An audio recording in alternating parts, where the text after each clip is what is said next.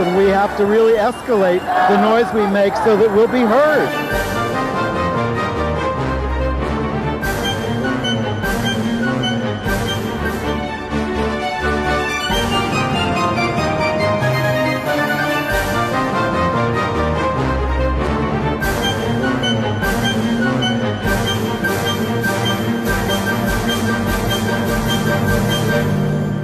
Happy Valentine's Day. I'm Andy Hum. I'm Ann Northrup, and by the time you see this, I'm sure we'll be long past Valentine's Day, and you'll be saying, what the hell was he talking about? Well, it's Valentine's Day today. Yes, it is. And when we're taping, and you should know that. And okay. We start with some bad news about love from Bermuda, because they've become the first country in the world to rescind same-sex marriage after it was legalized. And the U.S. religious right played a prominent role behind the scenes. Well, they're claiming they did. I think a lot of that's PR, but we'll get to that shortly.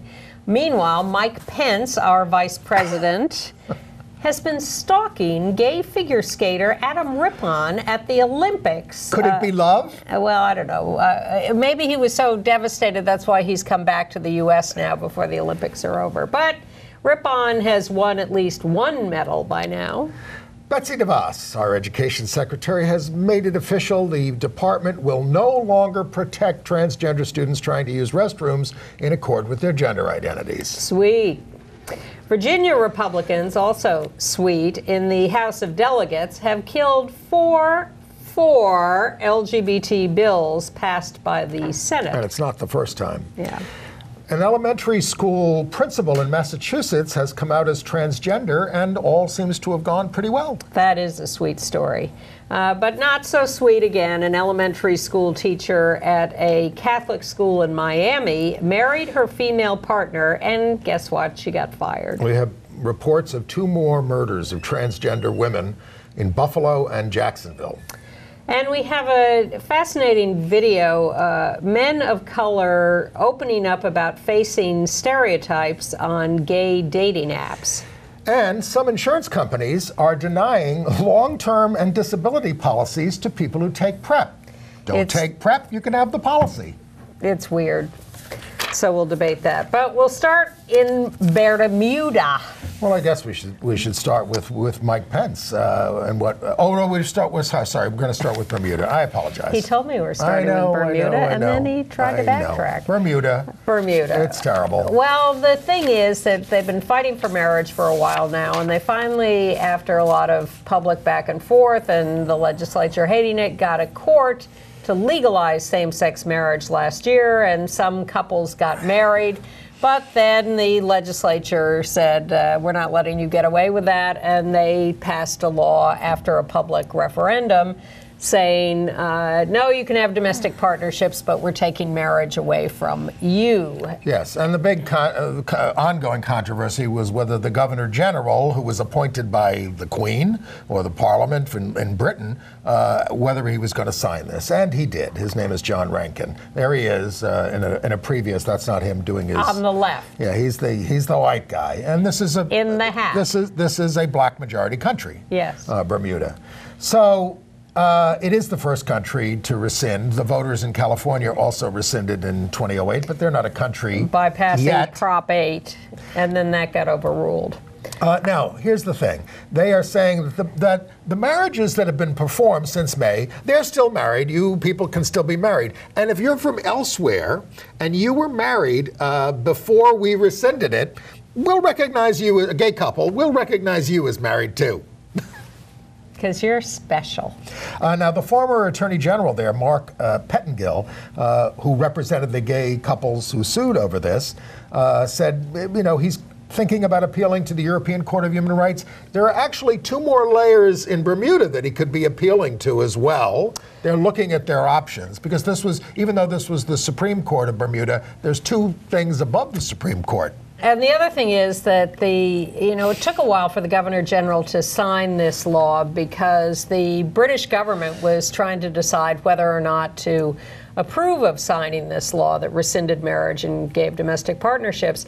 And the British government eventually okayed that on the grounds that the European Union doesn't specifically require marriage. True. It requires rights for same-sex couples, but not true. marriage. So they have this whole thing about sovereignty of their territories. So they decided in the end that even though they hated doing it, they would allow this law to become law. Well, now there's an uproar in Britain over this. The British people, to some extent, are offended by their government having allowed this to happen. Just like we want to see what happened with Rob Porter, they want to see what happened behind the scenes about this. So there is some pressure now on the British government to exercise their authority, which they have, to declare marriage legal in all their territories. There are another half dozen places like the Cayman Islands and other territories that also don't have legal same-sex marriage. So this can go a number of ways. It can stay as it is with domestic partnerships. It can be challenged in court at other levels, both in Bermuda and in Europe. And the British government could decide to go ahead and impose marriage equality on its own edict. So we'll keep an eye on this. The National Organization for Marriage did do some work behind the scenes on this, and are trying to claim some credit for it because they say this is the first of many that they're never giving up. They're not giving up in the United States. This has always been a fundraising effort. The right wing used to raise a lot of money on abortion, and for the last couple of decades, they've raised money on us. And they have restricted abortion rights. And but they haven't gotten rid of abortion. And in this country, at least right now, they're certainly working on limiting our marriage rights in various ways, if they can, in terms of benefits. They're going to continue to try. And they're working, and they're going to get, if Trump has his way, a Supreme Court that is going to overturn it. And they're certainly working around the world on a daily basis to try to stand in our way, to stop marriage equality or to get rid of it. But I also can't give full credit to their claim that they are responsible for this. Brian Brown visited with the anti-marriage forces in Bermuda twice. What's the origins of this? Who did it occur to that, hey, we've got a court decision that says we have to do it, but maybe we don't have to do it? I mean... You think they needed Brian Brown to tell them that? Why did they accept it in May? We don't know yet. All right. Perhaps we will send, Robert Mueller there to find out after he finishes with Trump. Mike Pence can just not take no for an answer. The gay guys at the Olympics, Adam Rippon and Gus Kenworthy, they don't want to meet with him, they don't want to talk to him. Oh, here's the thing about Mike Pence. He seems to want to really clear up this canard, this fake news that he is for conversion therapy because of something he said about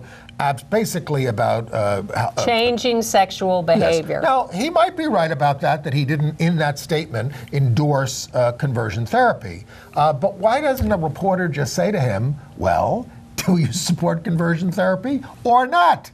And what about the other LGBT issues? Well, where do you stand on those? That's the thing, is to focus on this was Adam Rippon's mistake, to cite him as being in favor of conversion therapy when there are so many other things that he clearly did. Yeah. And so Pence has taken advantage of that to focus on the issue of conversion therapy and avoid the questions about discrimination and everything else. And look, he's been, as he says, I'm busy practicing skating. Don't bother me about a meeting. Right.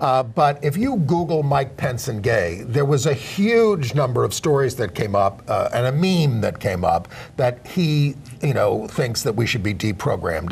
That went around as soon as he was nominated for vice president. But again, based on this statement that funds, the whole original thing was that he wanted money taken away from HIV and AIDS funding and diverted to changing people's sexual behavior. Right. Now, Adam Rippon and others have interpreted that as him endorsing conversion therapy. He says, no, it was just about abstinence. We've advocated for changing your sexual behavior all along. We want you to be safe.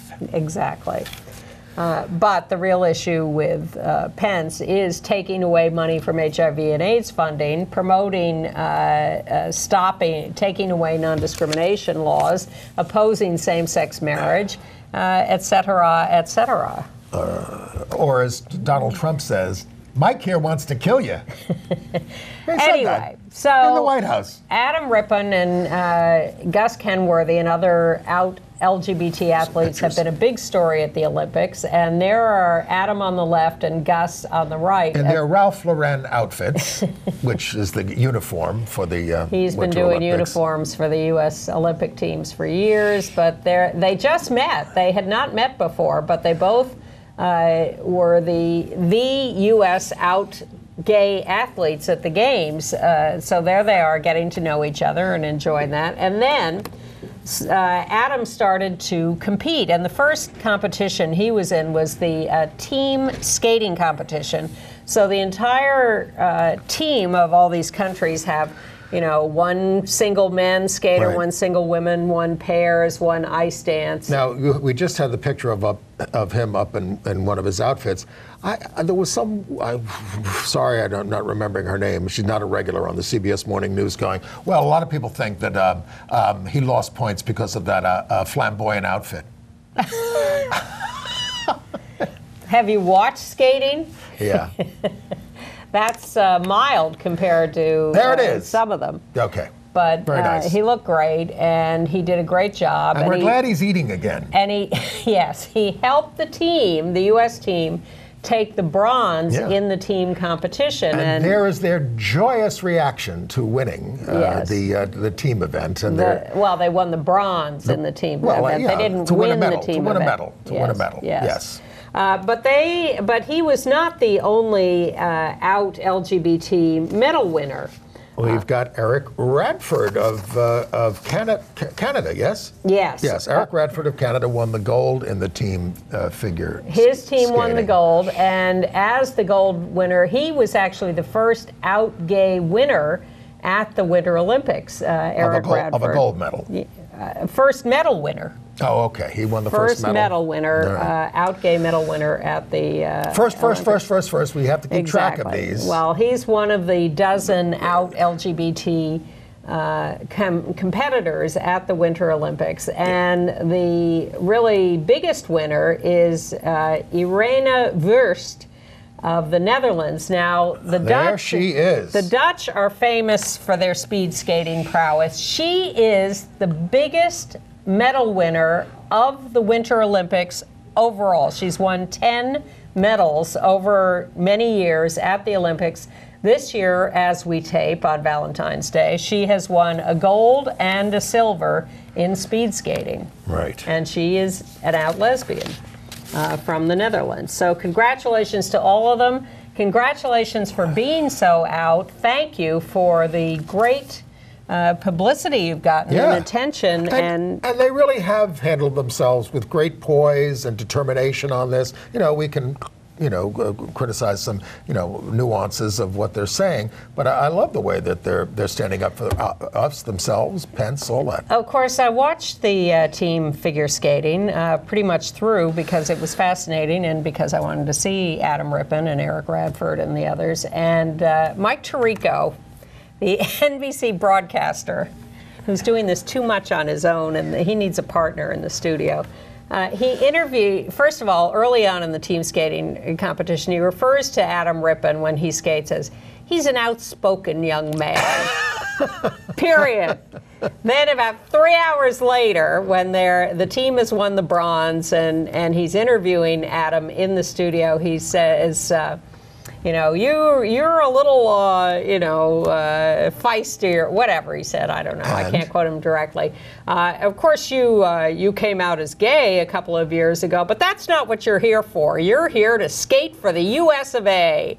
And we're proud of you for doing that. And Adam said, do I get a chance to talk here? No. And Adam Mike Tirico came out as Italian. Remember that? No. Last year. He said, you're watching Mike Tirico host this thing. You make your own judgments, but he says, I am not black, I'm Italian. He said that. He's big on golf. He does the British Open. He does a lot of sports. Yes. I would certainly believe he is biracial, but not African American. That's what he says. I don't think so. Who am I to judge? Right. But he was very reluctant to discuss with Adam Rippon his contretemps with Pence or his being an out gay Olympian. And I thought that's ridiculous. You know, it's so clear that these announcers are just cheerleaders for the Olympics and the USA and all their corporate sponsors. And they do not want to touch anything resembling actual news at the Olympics about what's going on. There were the Munich Olympics in '72, and they couldn't avoid that. Well, exactly. But Rippon and Kenworthy, we showed you their picture together first. They posted that on Facebook or Instagram or wherever with the caption, "We're here, we're queer, get used to it." And I thought, I'm so proud of our children. They invented the phrase. I don't think I did, but somebody did. Maybe Ellen Klein. Maybe Mike Signorelli. All right. Someone at Queer Nation invented the phrase. I do a long remember time the ago. Lesbian Avengers, 10% is not enough. Recruit, recruit, recruit. We have fun. That's what's fun about activism. Yes. Yeah. Anyway, so... And it seems to be a lot more than 10% these days. Oh, my God. And believe me, figure skaters... Well, the news, of course, a couple of weeks ago was that Adam Rippon was the first out American figure skater for the men ever. Well, because Brian Boitano and Johnny Weir came out after the Olympics. Not that everyone didn't know at the time, but they just wouldn't talk about it. Right. So maybe those days are over, except there's certainly plenty there who are not out. Well, I think they're like competing. actors in some ways, and what's another profession where people don't come out. You're being judged constantly by others, rather than it's not. I would say even more so in sports, and particularly, and when you're in these sports where the men are particularly sensitive about the fact that they're doing something that is regarded as gay, like ballet. Exactly. So Billy Elliot. So Adam Rippon is still saying that he does not want to go to the White House if he, as a medal winner, is invited. Don't go. And instead, he wants to hold an LGBT fundraising event. So we'll see what happens with that. Let's tell you why they might not want to go to the White House. Let's talk about what's going on. Okay. The Trump administration has announced they're not going to fight these lawsuits around transgender in the military anymore, because they're going to announce a new policy on February 21st. And so they're not going to defend the old one. This is very similar to their travel ban stuff, where when they first came into office and announced a ban on visitors and immigrants from particular countries, and everybody piled into the streets and to the airports to demonstrate and went to court to fight it, and the court said, no, you can't have this policy. It's religiously discriminatory, it's unconstitutional. Then they tweaked it and tweaked it and tweaked it, and eventually got to a point where the courts would accept some version of it. So they're likely to go through the same thing with the trans travel ban. I suspect they will try to delay it. Well, part of it is they claim there was some kind of a study going on, right? That there were because they were basing it on nothing when they did the first ban. Well, there have been studies, and the studies repeatedly, pre-Trump, during Trump, the whole thing have all said no problem with trans people serving openly in the military. Right. So they certainly could ask for another study before they allow open service. I think they will. This will all be a delay tactic. Mark your calendars. 1 week from the day we're taping today, there should be a new announcement. We have another super bigoted Trump nominee. This is for the UN International Organization for Migration, Ken Isaacs. He is an acolyte of Franklin Graham, who was like a totally anti-Muslim bigot. This guy's a big right-wing Christian activist, and he's anti-Muslim. He's a climate change denier. And contrary to the United Nations, says that clean water and air is not a right. You have to work for it. He has to be confirmed by the 169 member states. This is not by the Senate. This is by the UN, because we give most of the money for this agency. Yeah. And so I hope that they can stop him. Well, so far we haven't stopped Howard Nielsen being confirmed as a district court judge. A Senate committee has okayed him. He's the guy who fought Prop 8 in court and tried to get it for Prop 8 in court. Fought to preserve Prop 8. And he tried to overturn Judge Vaughn Walker's decision because Judge Walker is gay and could benefit from the decision. Wanted him to promise that he wasn't planning to get married, Vaughn Walker, before he could be allowed to confirmed on the Judiciary judge the Committee by a party line vote of 11-10, which is why the Senate elections in this year are so important, and we have an uphill climb if we're going to win them. The Department of Education, as we said a couple of weeks ago, has now fully confirmed that they will not investigate or act on any complaints by transgender students about their access rights to restrooms that conform to their lived gender identity. This had to be extracted from them by BuzzFeed because they didn't issue something, they just confirmed it. Betsy DeVos told the newspaper The Hill, "It's hurtful to me when I'm criticized for not upholding the rights of students, and stop attacking people." Well, they say their line of defense is we're just following the law. There is no federal non-discrimination law covering gender identity. Therefore, it would be overreaching for us to try to impose one. But as has been pointed out to them, to no avail, in fact, the Education Act, Title IX of the Education Acts, which forbid sex discrimination, have now been interpreted by multiple courts two federal appeals courts to cover gender identity and expression, and those rulings have been put into effect to support trans people in their rights to non-discrimination. Speaking of education, by the way, and it's not totally gay-related, but the Koch brothers and DeVos's American Federation for Children, her group, they're pushing something called education savings accounts, whereby you get credit for sending your kids to any school that you want to, as long as you just sign something saying, "I will never send them to public school." It's just, they're trying to destroy public education. That's what she's trying to do. It's been her crusade for many years, and that's why she's the Secretary of Education in the Trump administration, to try to destroy public schools. Now, we know that they want to destroy the Consumer Financial Protection Bureau because they gave it to Mick Mulvaney as a moonlighting job for him, because he's the OMB director and may soon be the chief of staff by the time you see this. But they will no longer pursue cases against financial firms for breaking discrimination laws. They're also dropping cases against payday lenders. Good luck, suckers. Well, they don't have anyone in the government anymore to pursue any of these complaints. No, Mick Mulvaney says, "We work for those who use credit cards and those who provide them." That's his quote. Well, and who's the number one whistleblower these days? Number one whistleblower. On what's going wrong in the government? Omarosa. Ann taught me how to pronounce her name properly on the way up here today. Omarosa. I've been forced to start watching Big Brother again. I dropped that show years ago because it was so heinous. I watched the first couple of years, but I haven't watched it forever. And now with Omarosa on, I have to watch to keep track of all her comments about the administration. Especially Mike Pence.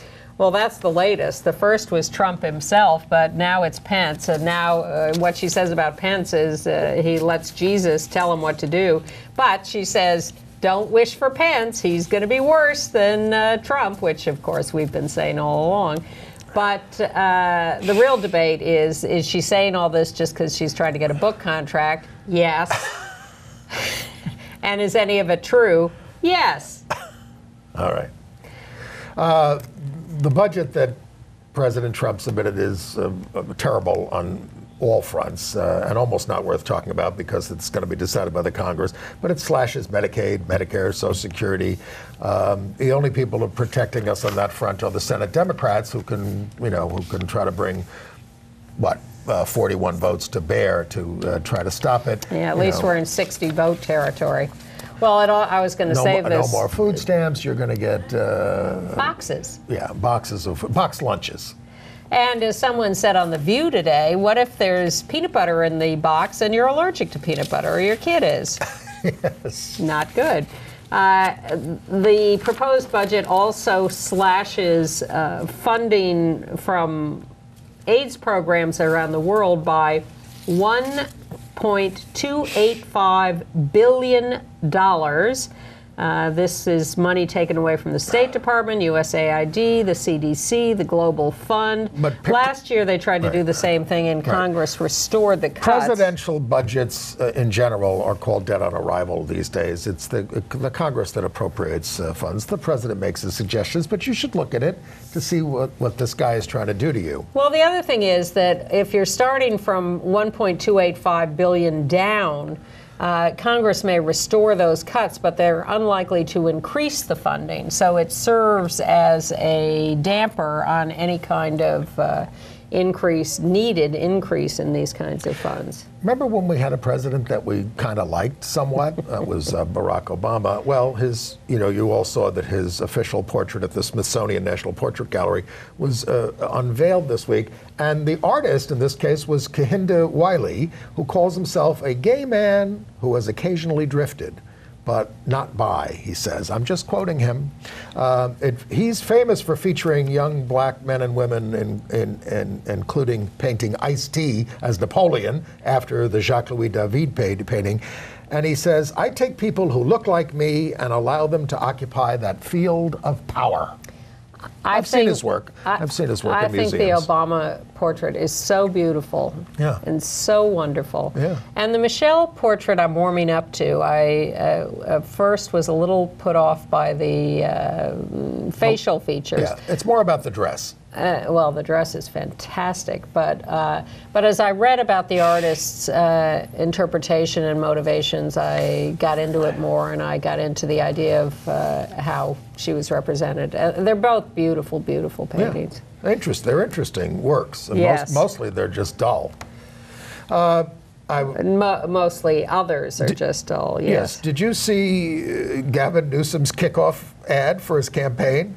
Yes. It's all centered around most of it, same-sex marriage and having Del Martin and Phyllis Lyon get married there. This is 14 years ago, but this is how he's leading in his campaign in California. Well, his whole theme is that he's brave and courageous and progressive and bold. Brave, courageous, and bold. Long live his long may his story be told. Wyatt Earp. Thank you. I mean, it's about him being willing to go beyond, and I think that's I wish all politicians would run on a theme more like that. I mean, Kirsten Gillibrand did her 60 Minutes interview this week, and people like the execrable Chuck Todd are piling on, about how she's changed her positions and things. We want people to change their positions. We want people to grow and to mature. And she said she was embarrassed by her past positions. And then he tried to play that as she's embarrassed by gun owners. She said, "I'm a gun owner. I believe in gun rights, but not what we have in this country, which is this crazy everybody's getting armed. Although it's nice to see gun sales are actually going down now. Are they? That's yes. Nice. And one of the big companies declared bankruptcy. Because they're facing this big lawsuit. But it's not over the killings in Sandy Hook. Mm-hmm. It's over some fault in their machinery. Okay. All right. Virginia, your old stomping ground. Yes, one of the most regressive, had been one of the most regressive. When I was there in Charlottesville in the 70s, Virginia was pretty backward. We all celebrated in November the huge turnover in the Virginia legislature of seats from Republicans to Democrats. But in the end, we came up one short in the House of Delegates. One. By one vote. One vote. No, it was a tie. And they flipped it, right? They did a poll yes, I think so. Anyway, we lost the House of Delegates by one vote. And now that House of Delegates has killed 4 pro-LGBT non-discrimination bills that had passed the Senate. Well, let's be fair to the other side, because Delegate Dave LaRocque said, it would be very disturbing to have a transgender person teaching kindergarten. These kinds of arguments are made on the floor, and the Republicans just say, I'm for that.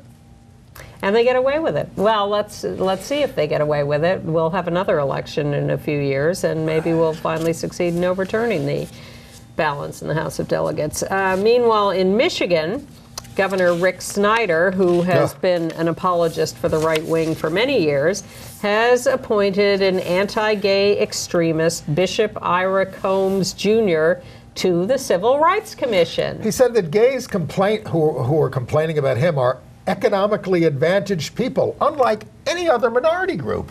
I mean, this canard has been going around for years, that we live in the lap of luxury. It's all based on advocate surveys of their readers or something. It's not based. Well, it's marketing surveys that are looking for rich people, to sell products to.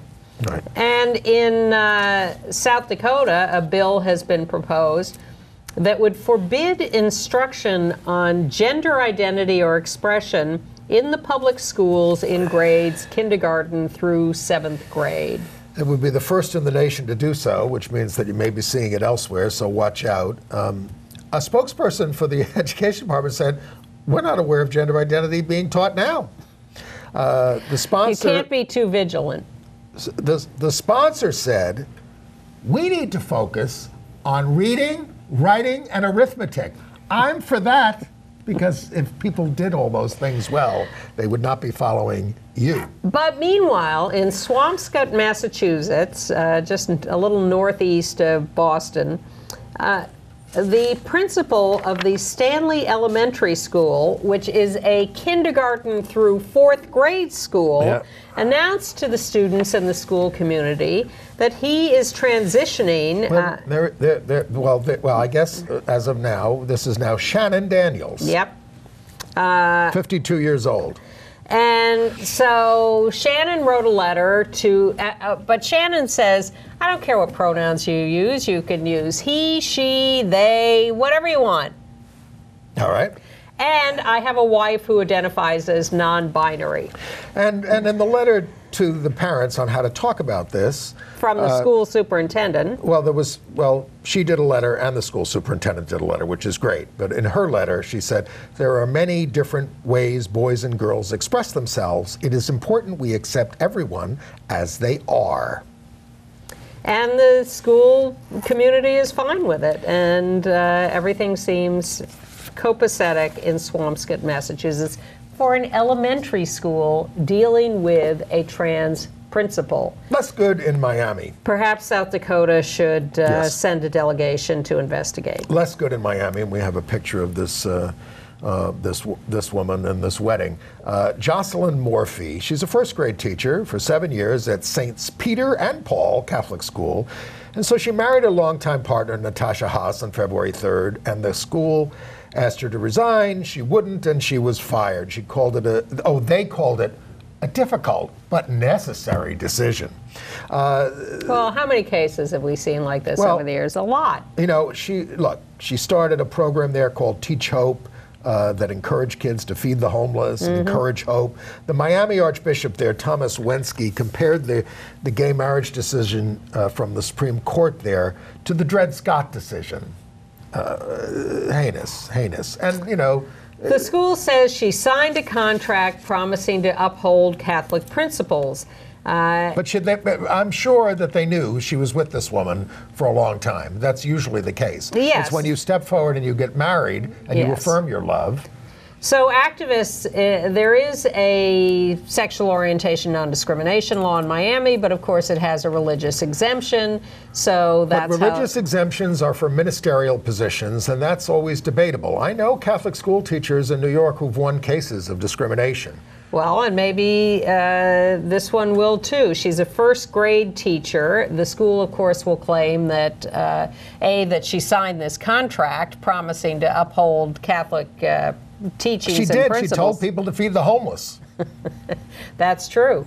And they will also, I'm sure, claim that a first grade teacher is a ministerial position. Now, LGBT activists in the area are using this case, which has, of course, gotten a lot of public sympathy for the teacher, to push for a statewide non-discrimination law, which has been under consideration in the legislature for a long time. Parents are very upset about this, but the fact that people don't understand that a Catholic school might fire a gay married teacher is a little naive. And as some have asked, what was she doing teaching there in the first place? Well, exactly. Well, you know, I had been president of the Gay Student Union at the University of Virginia, and one of the first things, I thought I might still go back to my old boys' Catholic high school and teach English there. This is what I wanted to do. I was very associated with them. I was naive. And they had read my clippings from Charlottesville of gay activism, and they said, we thought you were trying to trick us into hiring you so that you could bring a lawsuit. It hadn't occurred to me. I was just 20 years old and naive, as Ann reminds me I am sometimes now. I just wanted to teach field hockey. And then I found out it didn't pay anything.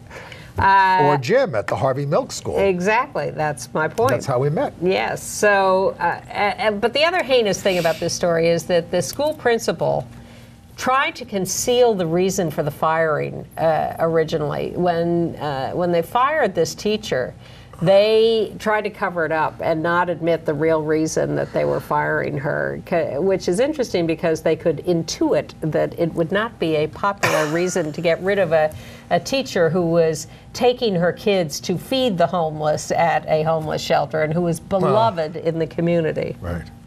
By the way, speaking of Miami and Catholics, we've been watching the assassination of Gianni Versace. I came across the fact that Andrew Cunanan's cremated remains were welcomed at Holy Cross Catholic Cemetery in San Diego. Really? Yes.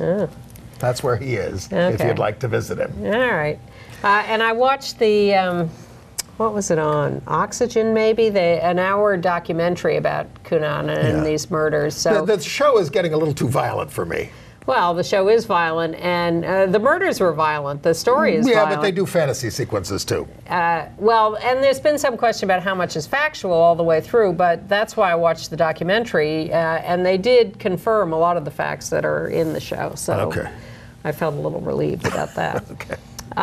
In North Carolina, ex-magistrate Gail Myrick has gotten a $300,000 settlement from the state because they did not accommodate her religious beliefs against performing marriages. They now have a rule that you can opt out of doing same-sex marriages as long as you opt out of doing all marriages. For 6 months. Yes.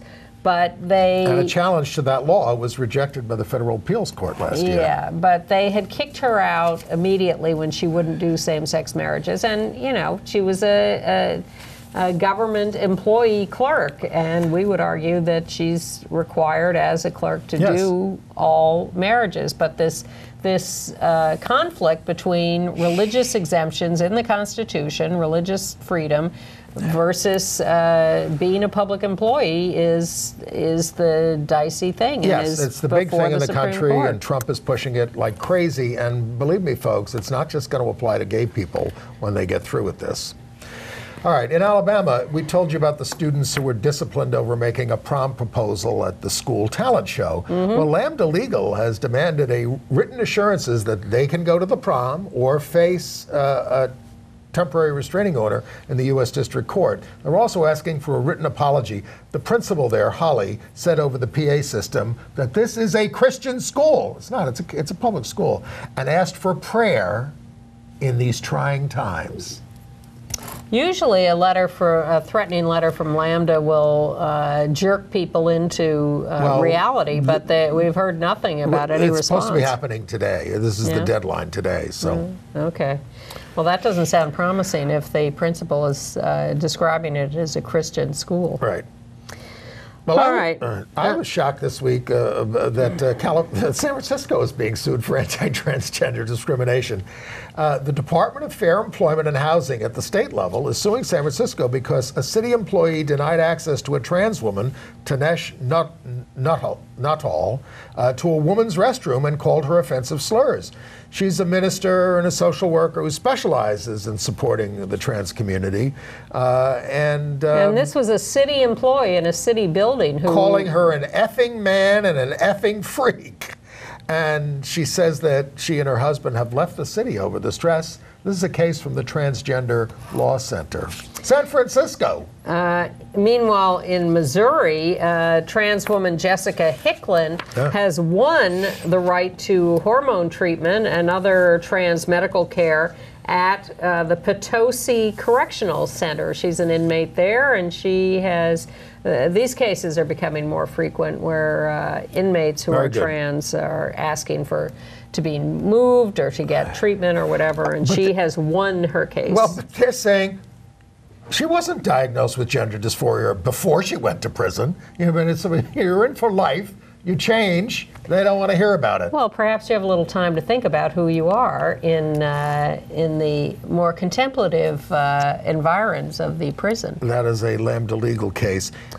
Jacksonville, Florida, we have the fourth transgender homicide this year. Celine Walker, 36, body discovered at a local hotel, fatally shot. Not ID'd as transgender until several days later. Is that Celine, or is we also have the case from Buffalo of Tonya Harvey. Now I'm mixed up. I think that's, well, maybe that's Celine. Okay. I apologize. Well, the other case is from Buffalo, New York, of Tonya Harvey, 35 years old, known as Keita. She was shot dead. Right. Show us that other picture, if you can. There we go. Anyway, 2 murders of trans women in the last week. The count is mounting for 2018. Okay, in Kentucky, a T-shirt company was sued in 2012 for refusing to print Pride T-shirts. And the Lexington Human Rights Commission ruled for the gay group, but Governor Matt Bevin is now urging the state high court to overrule that decision. Well, this is the ongoing question of whether you're allowed, printing companies are allowed to refuse to print things with a message that they don't support. For instance, they're not required to print pornographic material. I agree. I'm siding with the company here.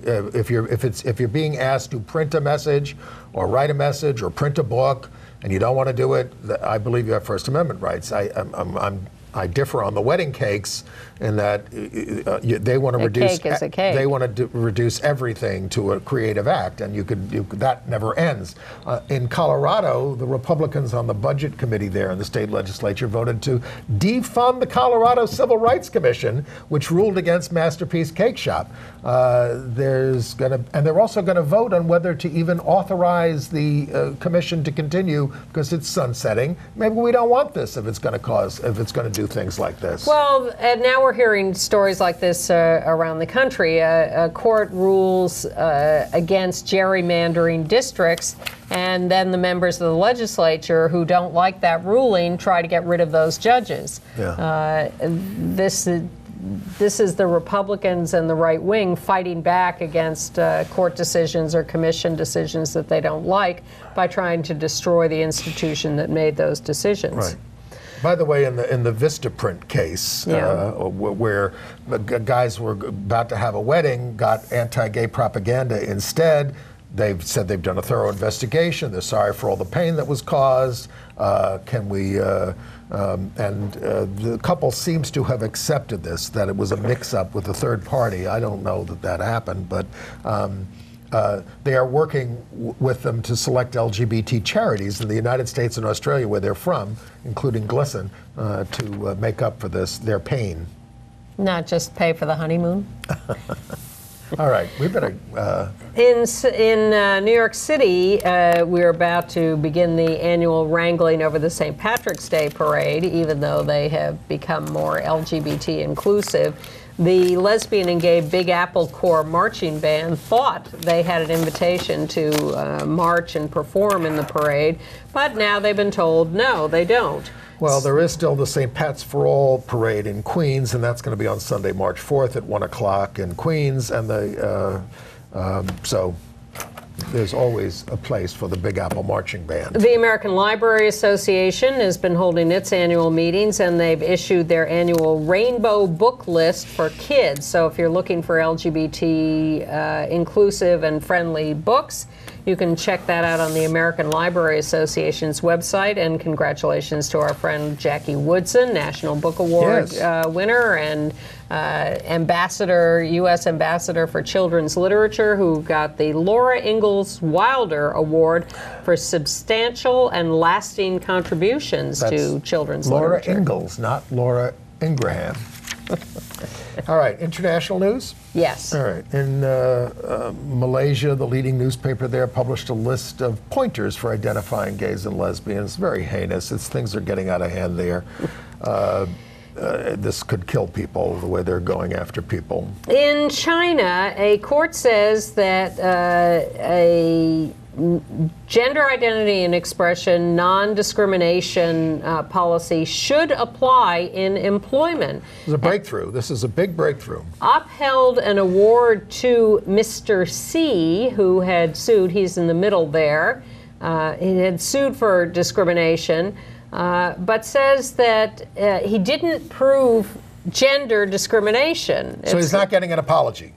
Right. But this is a breakthrough in terms of looking at the law and saying that setting a principle. Trans people deserve protection. And in Pakistan, a Senate committee has okayed a trans rights bill, which will allow for self-determination by trans people without needing a lot of doctors' approvals, and sets up rules for non-discrimination of trans people. The European Parliament has condemned Turkey's crackdown on LGBTI rights and wants the ban on LGBTI events rescinded. They also called on Russia to address anti-persecution in Chechnya.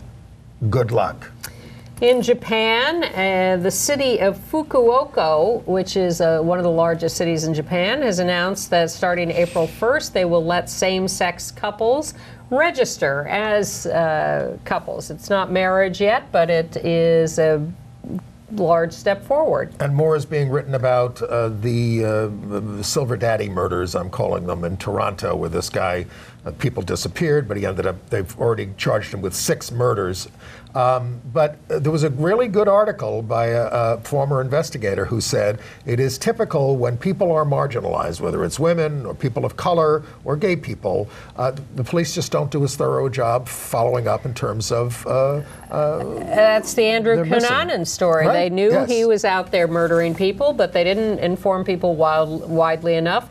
Miami police had not been informed that he was on the way there, and he was not tracked down as he might have been before he murdered Versace. Which is the redeeming feature of that series, and focusing on that. In Uganda, vandals have broken into and trashed the office of the Human Rights Awareness and Promotion Forum, which did a lot of work for LGBT people and sex workers. This is a very brave demonstration afterwards for these people standing outside, and because what happened was that they didn't just disable the security system, they slashed 2 of the security guards in the place and severely injuring them. And it's not the first time that this group has been attacked. 30 human rights groups have been broken into since 2012.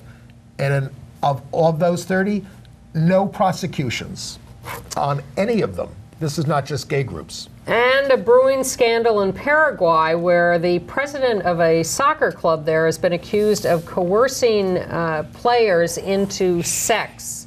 This is a male president and young men who want to play on the soccer team and have been told, have sex with me and you can be on the soccer team. AIDS news. Yep. Well, Kenneth Cole is out as the board chair of AMFAR. He's been chair for 14 years, but the New York State, that's him on the right, you may recognize Harvey Weinstein. Right. This was all a controversy over Weinstein wanting to donate some things to be sold at an AMFAR benefit, but he wanted some of the money to go to somebody he had to pay off for something else, and Cole denied any wrongdoing, but he is stepping down. Under investigation by the New York State Charities Bureau. He looked a little nervous to me at Matilde Krim's service. I was waiting for him to get up there and announce his resignation, but it took a few more weeks. And in a big story in the New York Times, recommend you take a look at it. Health insurers are denying coverage to gay men who are taking Truvada as PrEP. because they're denying disability insurance and long-term health care insurance. If you don't, because that's somehow taking PrEP is an indication that you're more of a risk. You're more of a risk if you don't take PrEP. But they say it's an indication that you're having lots of high-risk sex, because why would you be taking it if you weren't? Well, this guy, Philip Cheng, and he started taking PrEP because he nicked himself during a medical procedure. He's but he says, I'm also gay, so I'll keep taking PrEP. And you know what he's done in order to get the insurance? He stopped taking PrEP. He's in a long-term relationship now. Now he gets the insurance. By the way, PrEP is going down around the world. In the Netherlands, it's going down from 500 euros to 47.95. Down in cost. Yes, 47.95. On Australia, from 10,000 a year to 475. In New Zealand, from 731 a month to $1.20. We need to do that here. All right. The big news in entertainment, of course, is the interview with Quincy Jones, where he says Marlon Brando had sex with Richard Pryor and a lot of other guys like James Baldwin and Marvin Gaye. Yes. Do we detect a theme here? Yes, we do. And Richard Pryor's wife says, yes, Richard Pryor was bisexual and was fine about talking about it. Well, Quincy said that Marlon would screw a mailbox. That's what he said. Well, these were not mailboxes. No, they were mails, though. Sad story. Joel Taylor, one of the stars of Storm Chasers on TV, dead of a GBH overdose on a gay cruise. So stories about a lot of unrestricted drug use on cruises. In award season news, at the Writers Guild Awards, James Ivory won, openly gay, for Call Me By Your Name, which is, I guess, openly bisexual, for and Best Adapted movie. Screenplay. Bad movie. And Tracy Poust and John Canale won for Will and Grace. And the BAFTA Awards are this Sunday on BBC America.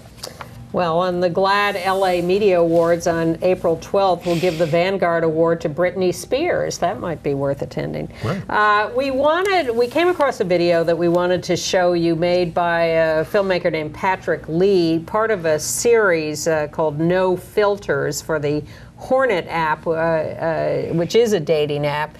And this is interviews with gay men of color talking about their experiences of racism in using gay dating apps. And we thought it was quite fascinating and thought you would want to see it. So here is Patrick Lee's 3-minute video. So when I first moved to New York, it was an unspoken thing where like I'd be interested in someone. They're like, oh, you're cute, but you're Asian.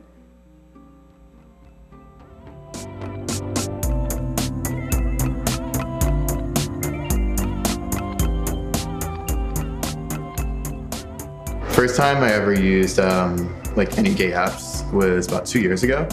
My roommate, he would always, like, when we were watching TV, like his phone was just constantly giving off the sound, the Ho alert as we called it. And you know, I got curious too, so I'm like, okay, you know, what else? Let me download this, let's see what's happening in my neighborhood. I remember it being exciting and frightening at the same time, being on a gay dating app.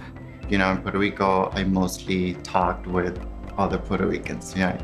So here, people, you know, call it, oh, like you're so exotic, or I always go for Latinos, because that's, you know, and I didn't really know how to respond to that. So the messages I got mostly, since I was Asian, was that it was immediately assumed that I was a bottom. So they're like, hey, do you want to take my 8-inch dick? There's no discussion on, I guess, bedrolls, you know, based on my appearance. So I'm kind of pigeonholed into this like really aggressive role. Oh, you're definitely a top, or you're very, like, you look like you could really like tear me down in bed, or all these kind of things. And it's like, you know, like I can totally be a bottom. I was in the UK studying. I remember this very attractive guy had messaged me. He stated that he felt very attracted to me, which is nice, but that he felt attracted to me because I looked like I could be European. The only way he could kind of regain his power was to not only ignore my identity, but to categorize me in some racial hierarchy. In gay dating apps, approached by a certain demographic of men, white men in particular, about my blackness. They're disguised as compliments, like, oh, you black beauty, or something like that. Some of them go way further than that, and they're really explicit, just like in reference to like black member, part of my body. But they always make me kind of recoil, like I am being fetishized. Even my very own attractiveness isn't authentic. It's based on your European white standards of beauty.